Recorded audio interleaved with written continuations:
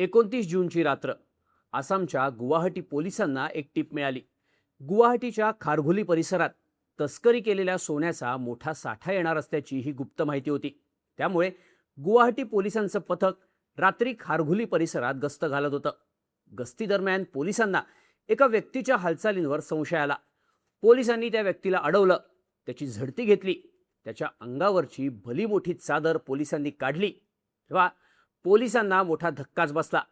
या चादरीत तब्बल 37 किलो वजनाची सोन्याची बिस्किटं होती. हे सगळं सोनं पोलिसांनी जप्त केलं आणि एक मोठं सोन्याच्या तस्करीचं रॅकेट उधळून लावलं. धक्कादायक गोष्ट म्हणजे ज्याच्याकडून पोलिसांनी हा सोन्याचा साठा जप्त केला तो सांगली जिल्ह्यातल्या आटपाडी तालुक्यातला 32 वर्षांचा तरुण होता. त्याच्या चौकशीत सोन्याच्या तस्करीच्या या रॅकेटबद्दल मोठे खुलासे झाले. आटपाडीतला हा तरुण नेमका आहे कोण, तस्करीत त्याचा नेमका रोल आणि मोडस ऑपरेंडी कशी होती, नॉर्थ ईस्ट मधल्या तस्करीचं हे महाराष्ट्र कनेक्शन आहे काय, त्याची स्टोरी सांगणारा हा व्हिडिओ. नमस्कार, मी शार्दूल आणि तुम्ही बघताय बोल व्हिडिओ. तस्करीच्या सोन्याबद्दल गुवाहाटी पोलिसांना गुप्त माहिती मिळाल्यावर 29 जूनच्या रात्री पोलिसांनी खारघुली परिसरात गस्त घालायला सुरुवात केली होती. तिथल्या स्थानिक लतासील पोलिसांच्या पथकाने तिथे सापळा रचला होता. पोलीस सुरुवातीला मिळालेल्या टीपबद्दल, त्यातल्या तस्करीच्या सोन्याबद्दल साशंक होते. जर टीप खोटी असती आणि त्यानुसार चुकीच्या व्यक्तींवर पोलिसांनी कारवाई केली असती तर तस्करीच्या रॅकेटमधले चोर सावध झाले असते. त्यामुळे पोलीस अतिशय सावधगिरी बाळगून ही कारवाई करत होते. खारघुलीत पोलिसांनी सापळा तर रचला होता, पण मध्यरात्र होत आली तरी त्यांच्या हाताला काहीच लागत नव्हतं. त्यामुळे टीपमध्ये दम नाही असं समजून पोलीस गस्त थांबवणार होते. पण त्याचवेळी एक व्यक्ती लंगडत लंगडत रस्त्याच्या कडेनं जात असल्याचं पोलिसांना दिसलं. त्या व्यक्तीच्या एका हातात काही कपडे होते आणि अंगावर एक भली मोठी चादर होती. पण या चादरीत कसलं तरी भलं मोठं ओझं होतं. या ओझ्यामुळे तो व्यक्ती जास्तच वाकून चालत होता. त्याच्या पेहरावावरून तो भिकारी किंवा बेघर असावा असंच वाटत होतं. त्यामुळे आपण चुकीच्या माणसावर संशय घेतोय असंही सुरुवातीला पोलिसांना वाटलं. पण त्याच्या अंगावरची ओझं असलेली ती चादर पोलिसांच्या नजरेत आली आणि पोलिसांनी त्याच्यावर पाळत ठेवली. काही अंतर चालल्यावर तो व्यक्ती रस्त्याच्या कडेला येऊन थांबला. तो कुणाची तरी वाट बघत असल्याचा संशय पोलिसांना आला आणि पोलिसांनी ताबडतोब त्याला गाठलं. त्याची झडती घेण्यात आली.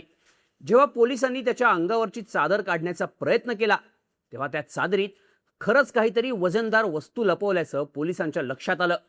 जेव्हा त्याच्या अंगावरची चादर पोलिसांनी बाजूला केली आणि पोलीस चक्रावले, त्या चादरीला आतून छोटे मोठे खिसे शिवण्यात आले होते. या खिशांमध्ये 24 कॅरेट सोन्याची बिस्किटं होती. 37 किलो वजनाची आणि 55 कोटी रुपये किंमत असलेली सोन्याची बिस्किटं. इतकंच नाही तर 53 ग्रॅम चांदीचे तुकडे, 4 मोबाईल फोन्स आणि 3755 रुपये कॅश असा सगळा मुद्देमाल पोलिसांनी त्या व्यक्तीकडून जप्त केला. आसाम राज्यातल्या पोलिसांनी सोन्याच्या जप्तीची आतापर्यंत केलेली ही सगळ्यात मोठी कारवाई असल्याचं सांगितलं जात आहे. पोलिसांनी संबंधित व्यक्तीला ताब्यात घेतलं. त्याच्या चेहऱ्यावरून तो व्यक्ती स्थानिक नसावा याचा अंदाज पोलिसांना आलाच होता. पण जेव्हा पोलिसांनी त्याची चौकशी केली तेव्हा समोर आलं सोन्याच्या तस्करीचं सांगली कनेक्शन. गुवाहाटी पोलिसांनी अटक केलेला हा गुन्हेगार 32 वर्षीय अक्षय बनसोडे असल्याचं पोलिसांच्या तपासात समोर आलंय. अक्षय हा सांगली जिल्ह्यातल्या आटपाडी तालुक्यातील दिघंची इथे राहणार आहे. गुवाहाटी सेंट्रलच्या उपायुक्त सांभवी मिश्रा यांनी अक्षयबद्दल दिलेल्या माहितीनुसार अक्षय 2 महिन्यांपूर्वी आटपाडीहून गुवाहाटीत आला होता.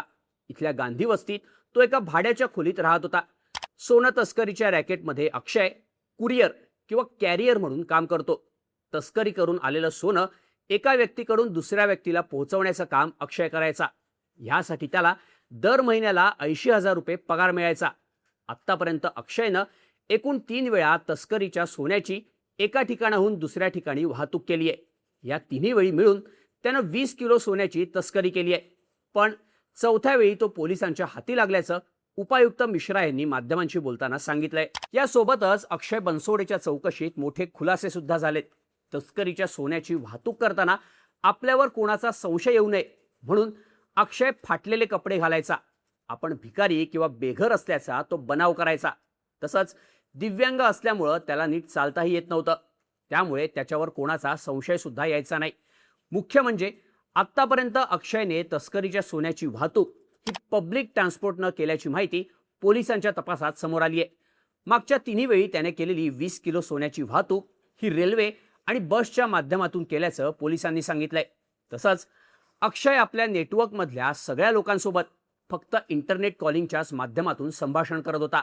त्यामुळे त्याला ट्रॅक करणं अवघड जात असल्याचंही पोलिसांनी सांगितलं होतं. यामागे एक मोठं आंतरराष्ट्रीय रॅकेट असल्याचा संशय सुद्धा पोलिसांनी व्यक्त केलाय. हे रॅकेट मिडल ईस्ट आणि म्यानमारमध्ये सोन्याची तस्करी करतं. तसंच मुंबई, दिल्ली, कोलकाता आणि बंगळुरू या शहरांमध्ये या गँगचं नेटवर्क आहे. यामध्ये आणखी कोणाचा सहभाग आहे का? या रॅकेटचे धागेदोरे नक्की कुठपर्यंत आहेत?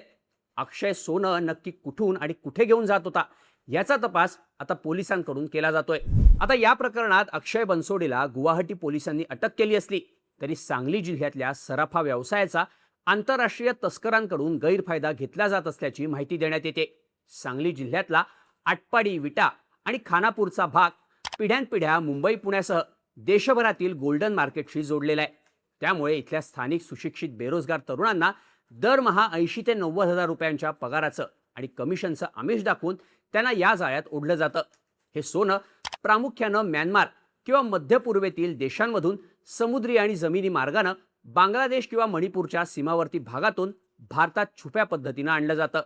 ईशान्य भारताची आंतरराष्ट्रीय सीमा डोंगराळ आणि घनदाट जंगलांची असल्यानं तिथे पकडले जाण्याचा धोका कमी असतो. आंतरराष्ट्रीय बॉर्डरवरून हे सोनं गोळा करण्यासाठी गुवाहाटी हे केंद्र म्हणून वापरलं जातं. भारतात सोन्यावर असणारं उच्च आयात शुल्क आणि 3% GST कायदेशीर मार्गानं सोनं आणणं अत्यंत महाग पडतं. ह्या उलट आंतरराष्ट्रीय बाजारात सोन्याचे दर भारतापेक्षा कमी असल्यानं करांची ही चोरी तस्करांना प्रति किलो मागं लाखो रुपयांचा नफा मिळवून देते. याशिवाय कोणत्याही पक्क्या बिलाशिवाय आणि कागदपत्रांशिवाय सोन्याची रोखीनं खरेदी विक्री होत असल्यानं हवाला चॅनलद्वारे फिरणारा काळा पैसा सोन्यामध्ये सुरक्षित केला जातो आणि नंतर हाच पैसा देशातील मोठ्या शहरांमधल्या गोल्डन मार्केट्समध्ये फिरवला जातो. अशा पद्धतीनं हे सोन्याच्या तस्करीचं हे सगळं रॅकेट काम करत असल्याची माहिती तपास यंत्रणांकडून देण्यात आली आहे.